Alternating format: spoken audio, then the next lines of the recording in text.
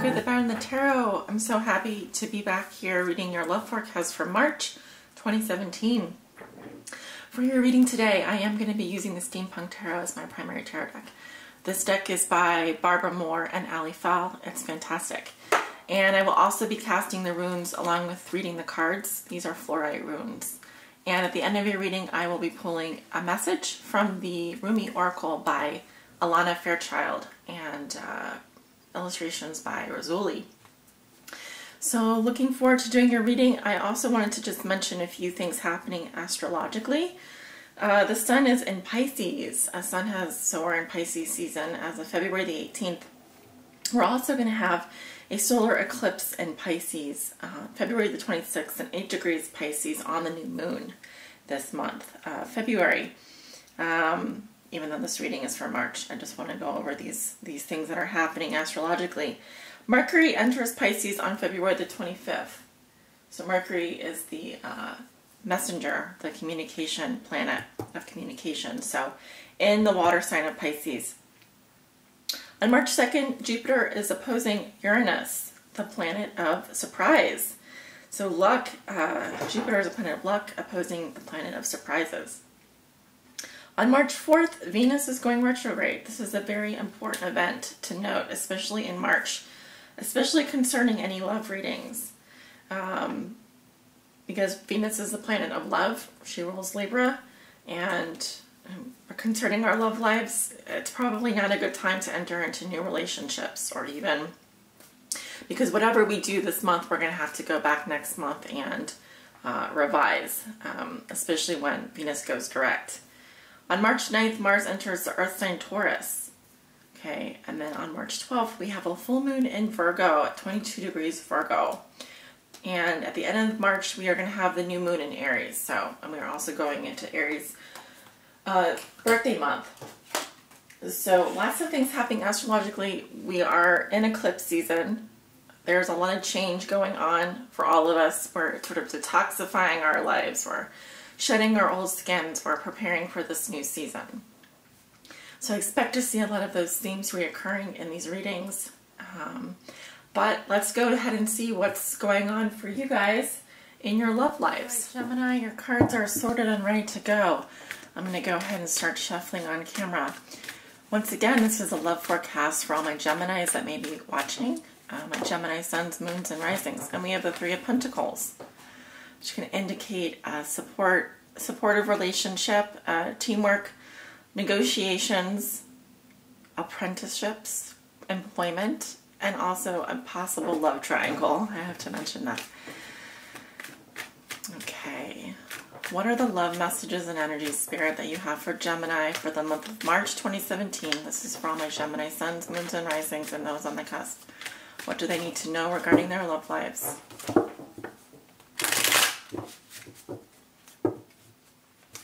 This reading is good for approximately 30 days, and that's how long my readings take to develop. So think of it as a bird's eye view of the month of March, looking at the major messages and energies regarding Gemini's love lives for the month of March. What do they need to know, Spirit?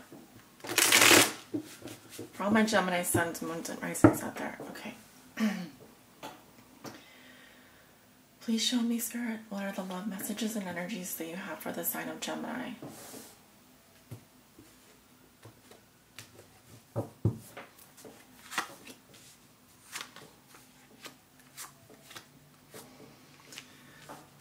We have a very warm day today here in the Midwest, which I'm entirely grateful for. But when it's gonna, I don't know when it's gonna be cold again. I hope never. The bottom of the deck, you have the King of Swords, which is likely your energy. We have this air sign, strong masculine energy here. Very analytical, logical, maybe even emotionally cold or distant energy at the bottom of the deck here. All right, let's go ahead and cast these runes. And we can talk more about this energy as we get into the reading, and I'll probably look underneath that card to see. Gemini, what do we need to know about Gemini's love lives for the month of March? Spirit, what are the messages for Gemini? Okay. We have one rune face up. I don't read the runes that are face down. Those are the unknowns. Put these back. I know, but you're saying just turn them over. Just take a look. Can't do that. Sorry. But we do have one rune here. I will be looking at that while we read the cards. Okay. Let's take a look at your cards. Eight of Swords in reverse, crossed by the Nine of Wands. What comes below you? You have the Chariot. What comes above you? You have the Eight of Pentacles in reverse. In your recent past, you have the Queen of Cups in reverse. And then your future, you have the Knight of Swords. How you see yourself, you have the Magician in reverse. Okay, your environment, this is how your significant other or the person you think about the most may be viewing you or dealing with you. They have the Queen of Pentacles in reverse. Your hopes and fears are the Lovers. And your outcome is, for the month of March, is the Knight of Cups. Okay. Very nice. Let me make sure all these cards are on camera here. Okay. So we have this King of Swords at the bottom of the deck. All right. I'm seeing a situation here where someone might have been single. I see a home situation. I see a mourning, grieving process, and then I see the King of Swords here, kind of like, all right, doing things by the book here. This is kind of a detached person. They're very logical. They're very into their mind. They're very intellectual. It can represent a masculine energy, but doesn't have to. It can also represent a female energy.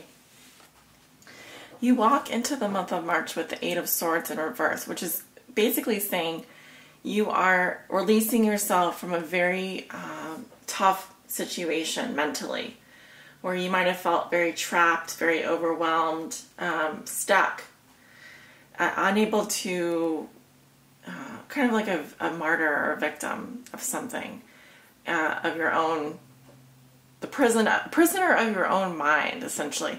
When it's reversed, it's saying you're releasing yourself from this, okay? Releasing yourself from this mental prison. So it's very positive. I like to think that she's also able to take the blindfold off and see all of these injuries that there are things that she can walk away from. She doesn't have to keep herself, she doesn't have to stay stuck in a situation. All right.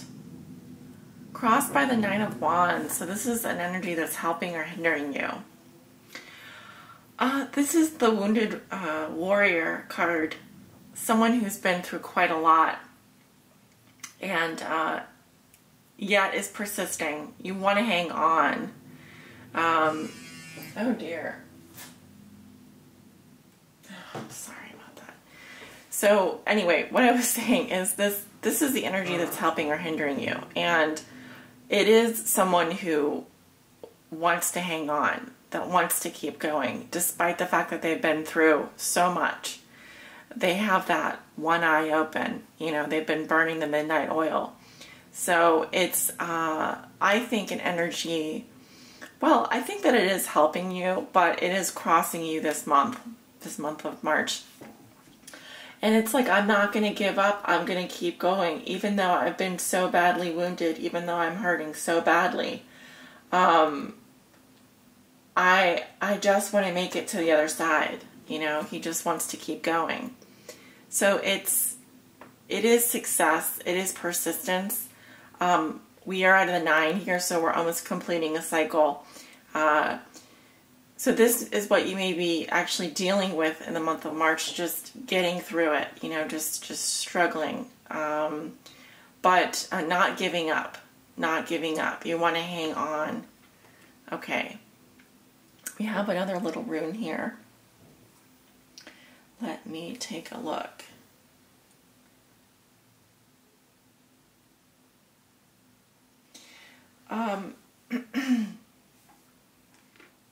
Talks about safety.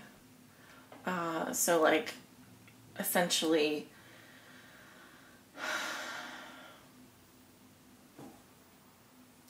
there's a feeling of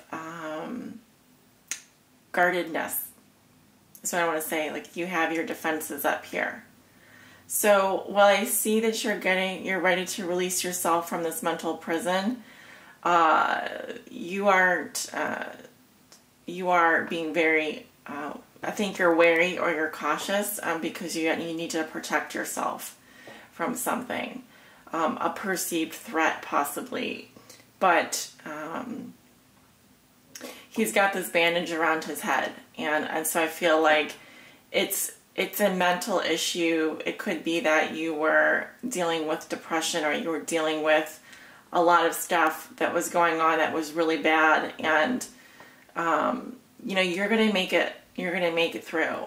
But I think that you are now in a little bit more of a defensive posturing here. You're guarded. You know, you've got your guard up, but you still want to persist. And the reason I say that is because you also have a Chariot at the base of the situation. And the Chariot is all about taking the reins of your life and moving in that direction. You mustering up all your courage, mustering up all your strength, and moving forward. And there's a lot of momentum here. And mastery and power and balance as well. So this is a really excellent force to have, you know, basically in your foundation. It's just really saying that you're ready to move forward now. You have this powerful momentum, this drive that's going to push you through this. And I can see that in the recent past with the Queen of Cups in reverse. Now this could represent another person, female, water sign, Scorpio, Pisces, Cancer, or someone on the cusp. But what I'm really seeing here is someone who is drowning in their emotions. Someone who was very, very upset. I'm getting like a lot of crying, a lot of tears, moodiness, so up and down with their moods, mood swings, taking on other people's problems, getting involved in other people's problems, absorbing other people's negative energy, leading to an imbalance. But here we have, because of the Chariot here, it's saying that you're ready to release yourself from that. You're ready to get out of that mental state because it wasn't helping you. And you are cautiously now going to either hang in there, and move forward. And I do see that you are able to do that, by the way. There's no doubt about it. So, yeah, you're getting yourself together here. So the crowning position is what you're thinking and feeling. You have the Eight of Pentacles in reverse. This is a little bit of a tricky energy. So it's basically saying that you're not either studying this person anymore, you're not interested in a commitment, you're not focused. It could say that you're not thinking about work, or you're thinking about being out of work, or work isn't going well. Now, going back to your love life, this is no commitment. This is not building on anything. This is essentially, you're turning your focus to something else, essentially, is what it's saying. You're no more studying the object of your affection. If this were greater romantic feelings in the upright, it's saying that you don't have those greater romantic feelings anymore, and you're essentially changing your focus immediately onto something else. You're done studying the object of your affection. Now, going into the near future, this will be the middle of March. You have the Knight of Swords, which is brilliant. I mean, this is definitely your energy. And the Knight of Swords is that knight in shining armor. He or she goes after what she wants. There's just a very direct approach. You know, you may be rushing in where angels fear to tread kind of thing. But again, it's a beautiful balance of intellect and passion. It's not, you're not if you're off chasing someone, you're just doing it because it's fun, but you're also not totally in there for the emotional benefit. You're just doing it because it's what you want to do. Because the Knight of Swords will just go after whatever he or she wants. It's very quick energy and dispassionate at that. So it can just say that you're not studying this object of your affection anymore. You're off chasing someone else, or you're off going forward doing whatever it is that you want, conquering, running in, doing whatever it is that you want to do. And this could also represent another air sign energy, although I'm not really getting that you're the air sign here. And with the Magician in reverse, this is how you see yourself. Okay, the Magician in reverse is someone who is kind of a trickster. So they may be putting on a false bravado. They may be kind of trying to seduce people or charm people. Because I often say the Magician in reverse is like the sleazy car salesman. But it could also say that you're not maybe using your your powers for good. You're not using the tools that are available to you to make something happen. Either that, or I'm kind of seeing a situation here where this is kind of like a one-night stand type of situation. The Magician reversed with the Knight of Swords.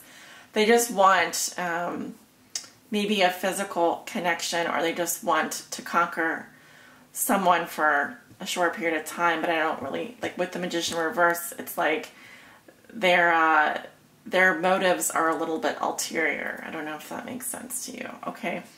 In your environment, you have the Queen of Pentacles in reverse.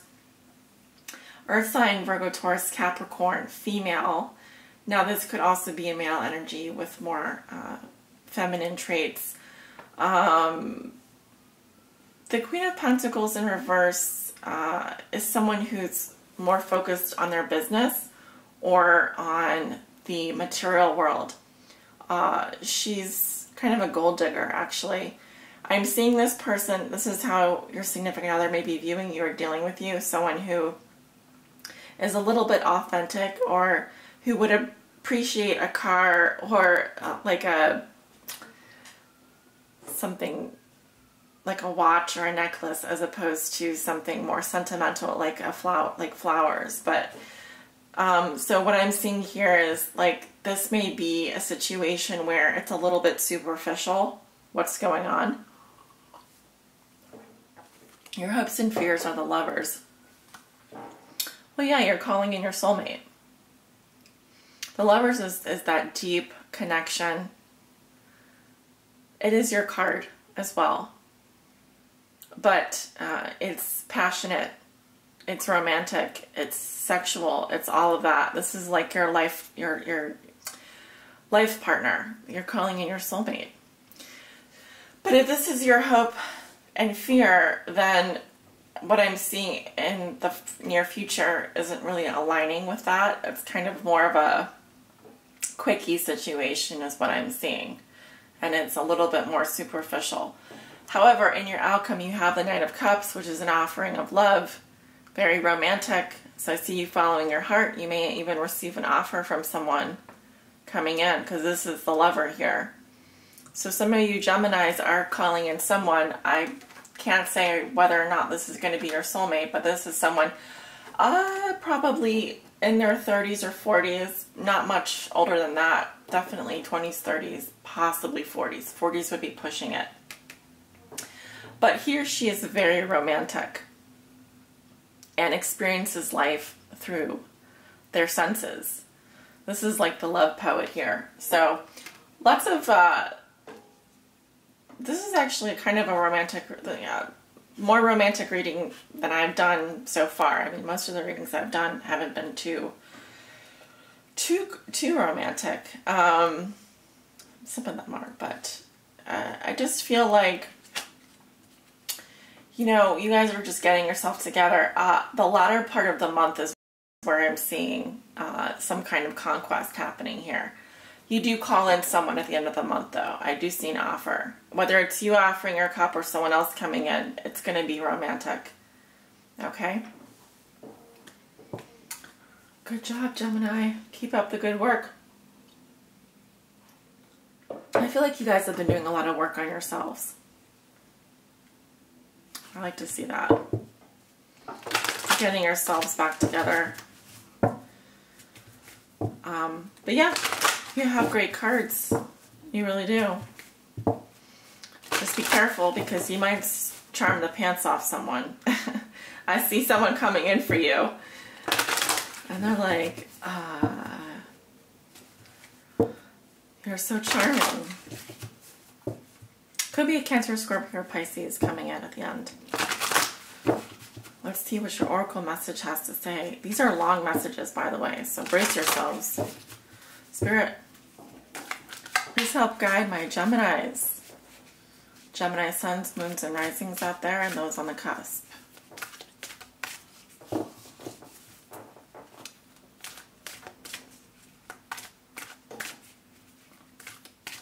What does Gemini need to know? Please help guide them on their high spiritual path,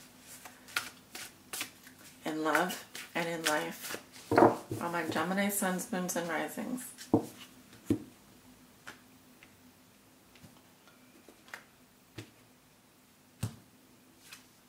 Oh my gosh. So I've been pulling one or two of the same cards out of this deck consistently. It's amazing. It really is. So I've pulled this card for, let me count, Sagittarius, Virgo, which I just recorded, and now I'm going to pull it again for you. So maybe some of you are dealing with a Virgo or a Sagittarius this month. I can also say that. It says, you who show the way.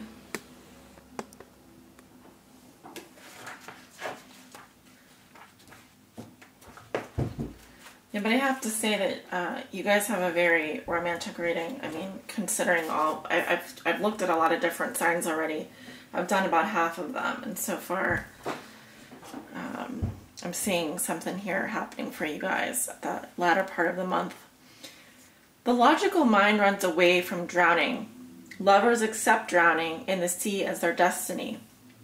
The logical mind finds consolation in reaching a level of comfort in life. Lovers are focused beyond their own comfort. Rumi. I have looked to you in my darker moments, searched for you as though fumbling for the candle and matches during an unexpected and interminable blackout. I am the ship at sea, seeking you as my guiding light. Nay, I am the sea rising up to the horizon because I yearn to be closer to you. Then, oh, to my greatest relief, you rise like a phoenix from the ocean, casting hallowed golden light all around you. This great blazing angel of holy fire. In a sweet instant, my soul rests in your presence. The sea becomes calm, the darkness abates. Your light reveals truth, and through your living presence, I know my true self again. I am what you are. Even when it appears I am returning after being lost in the darkness, as though I could never be extinguished. I am divine light. I am you, a living sun. Even in your unquenchable passion for service to humanity, to the world that offers you so much, there is a time when your most powerful offering is actually and most simply that of your presence. You show the way. You who inspire through how you choose to live and be. You who sometimes think yourself to be invisible. You who consider yourself to be of no particular or exceptional worth. Yes, you. You who through your choice to live your truth, reveal my face, demonstrate my love, embody my presence, heal my beloveds, and love my creations. This oracle comes to you with a special message. You are an inspiration. You are helping those around you, and even many of whom you are unaware. You are doing this because this is your path. This is your way. This is your gift. to live a life dedicated to the growth of consciousness and, through that dedication, inspire others to receive the loving consciousness of the great beloved that can benefit them so greatly, no matter what their situation or circumstances. You are not doing this through any effort or will. You are doing this because this is your nature, your being, your way. Just as the sun breaks through darkness with its own light, shining light with its presence by simply being, so too does your inner sun, your soul. You don't have to understand this or do anything with the information given, although you may find it of comfort or even be shocked by it, pleasantly perhaps. It is just an acknowledgement of who and what you are, given freely because you are ready to receive such an acknowledgement. You are also being gifted through this oracle with a sign, a portent. This oracle is an omen, an issue too difficult for you to understand, no matter how hard you have been working on it, is about to be resolved. You have no need to hold on to it or become more worthy of that resolution. It is going to happen according to the grace of the great beloved, and your job is to allow it to happen, to simply bear witness to the resolution, even if you have no idea what is going on in the process. You may find that whilst you are letting go, the resolution happens without you being aware of it until after the fact. Then, apparently all of a sudden, what was an issue is no longer so. You who help others are a worthy recipient of the help of the great beloved. Be prepared to surrender all plans and convictions about what can and cannot be, about what you think you know and what you think you need. Allow the benevolent grace of the beloved to take you through the great waves, as the seas become calm and serene under the living divine light. This oracle brings the message that if you have a situation in your midst that feels impossible to resolve, the divine has it covered. Do the sacred honoring ritual and let it be sorted out by a power greater than your own. It shall be sorted out, and your sun shall rise. Just as day follows night, again and again, so too shall your sun rise after any issue or struggle. Have faith and hope, and know that this is a sensible approach to any dilemma, no matter how serious it may seem. For what use is it to bemoan the absence of day, even on the longest night, when you know in every moment dawn is ever closer to breaking once again? Your hope, then, is not foolish, but wise. Sacred honoring ritual. Place your hands on your heart and say, "The divine who loves me unconditionally blesses me now with such grace that my life aligns with divine order and all becomes golden, blessed and mercifully held in the compassionate consciousness of the Creator. I thank you for the courage and faith I have needed to endure the night, and I now celebrate the coming dawn. I see it breaking, I see its light, and I thank you for this mercy. With Rumi, who loves me unconditionally, I am now shown the way to the dawn. It is at my feet, and together we step into the gift of a new day. So be it." If you have a specific issue you would like addressed, hand it over to the Divine Beloved now by talking about it, just as if you were having a conversation with your oldest and dearest friend, for that is exactly what will be taking place. Then, when you have explained your feelings, your doubts or fears, let it go, and know that the situation is held in the grace of the great beloved. You have completed your sacred honoring ritual. Wow, Gemini, I'm so happy that you received this message. I hope it's just what you needed to hear. And I'm sending you all my love and light to every single one of you that may be watching. Hoping this finds you well and sending you many blessings. Take care, all of you.